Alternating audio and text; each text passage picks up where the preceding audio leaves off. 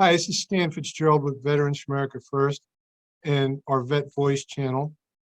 Tonight is a endorsement interview with Dan Franzese. He's running for Congress in Florida.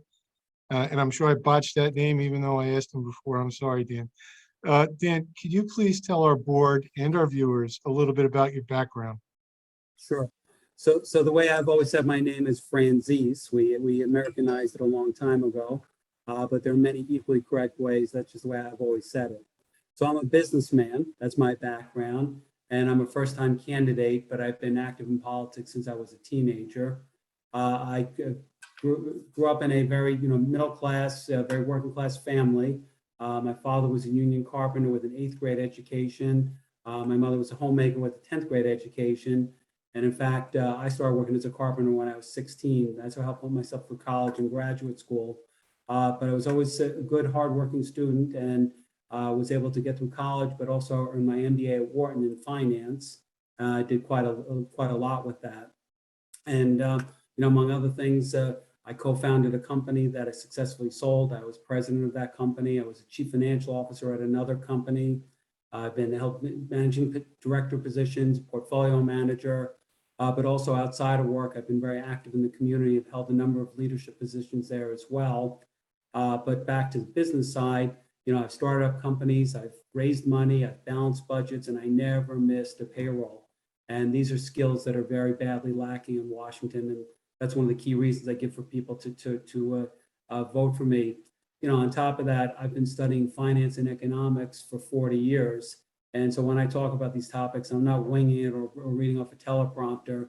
I'm drawing on 40 years of experience and living and breathing that every single day. And clearly, when I talk to voters, that's what they're most concerned about, the economic issues and the way that current administration has fouled up the economy.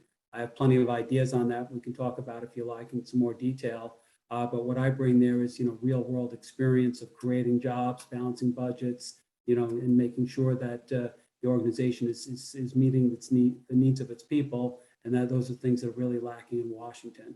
So I want to go there and get our country back on track. People ask me, why am I running? And the answer is a pretty simple one. I'm very unhappy with the direction of our country. I think it's heading in a very bad direction, and good people who are able to need to get off the couch and do something about it. And that's why I'm running. I want to get our country back on track. Well, we all appreciate that, Dan. And when our country looks at the 4 years under the Trump administration, a businessman like yourself, the results compared to now, a politician, and a bad one at that, I mean, it's a no-brainer. Can you tell us a little bit about your platform? Sure.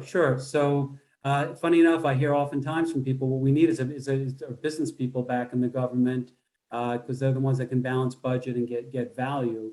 And so one of the key things that I'm focused on is fighting inflation. And I feel, and people say, well, how are you going to fight it? And the answer is, well, stop doing the dumb things that created it. And there's really four key parts to that. One is to stop the deficit spending, and it makes, you don't need to be a genius to realize if you start spending more money with a fixed number of goods, it's going to drive up prices. So stop the deficit spending, and I'm in favor of a balanced budget amendment. So that's one thing. Secondly, we must never again pay people to stay at home and not work. That has had profound impact on the economy. In fact, willingness to work is actually substantially decreased ever since we did that. Third thing is we need to deregulate our energy industry and get back to energy independence. It was just 2 years ago that we had $2 gasoline and the world's the most low-cost energy, and that gives our country a tremendous advantage, and we just gave it away. So we have to get back to energy independence and deregulate the energy industry domestically. Final thing is the Federal Reserve is just not working for us anymore. We need to depoliticize it. I would advocate significant term limits. In fact, maybe one term limit period for the Federal Reserve. Because what they're doing now, they are doing the right thing by raising interest rates, but it's creating real shock to the economy. If they had just started doing that back in January, they could have taken much smaller steps and given us a much softer landing. Unfortunately, what we're getting now is a crash landing, and that could have been avoided if the Federal Reserve started taking steps back in January. So, like I said, economic issues, I could talk all night on them if you let me, but those are the four key steps I see toward fighting inflation. But there's more than just economic issues that are plaguing our country. There's the problem with the southern border.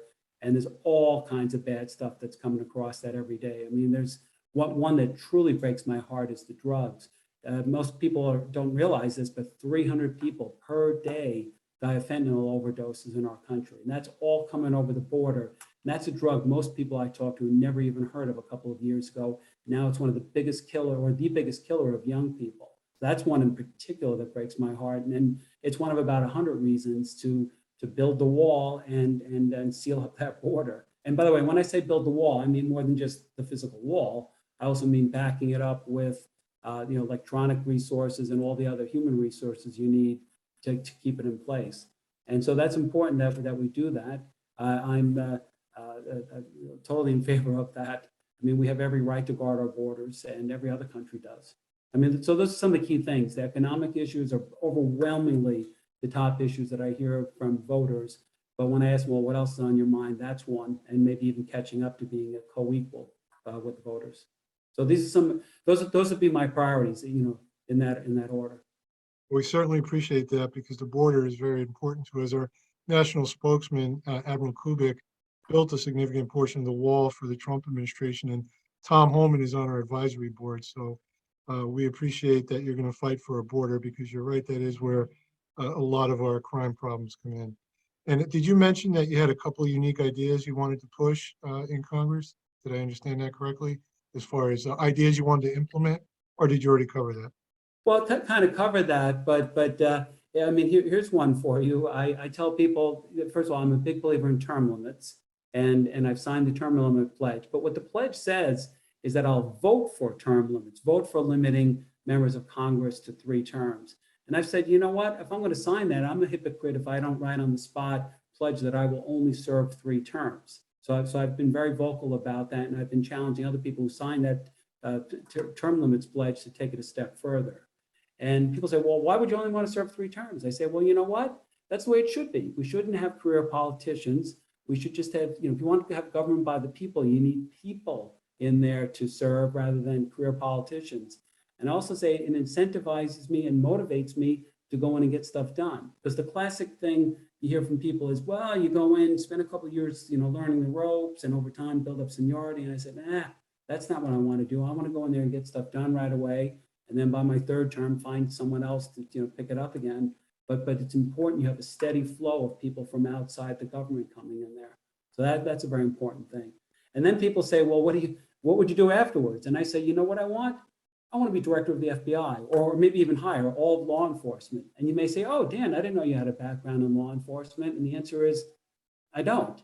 And that's why I would be well qualified, because what we find, especially with the FBI, is we've taken what was clearly the world's preeminent law enforcement agency, and it was so many years, right? The G-Man, J. Edgar Hoover, all these classic stories, and taken the best law enforcement agency, and it really feels like it's been turned around on us. And I want to make sure that we fix that and we for us instead of being turned around onto us. So those are some ideas that maybe are unique. You don't hear from too many congressional candidates, but that would be an interesting job. And what would I bring to be the head of law enforcement? I'd bring the perspective of just a regular, ordinary citizen who wants to make sure it's working for us and not against us.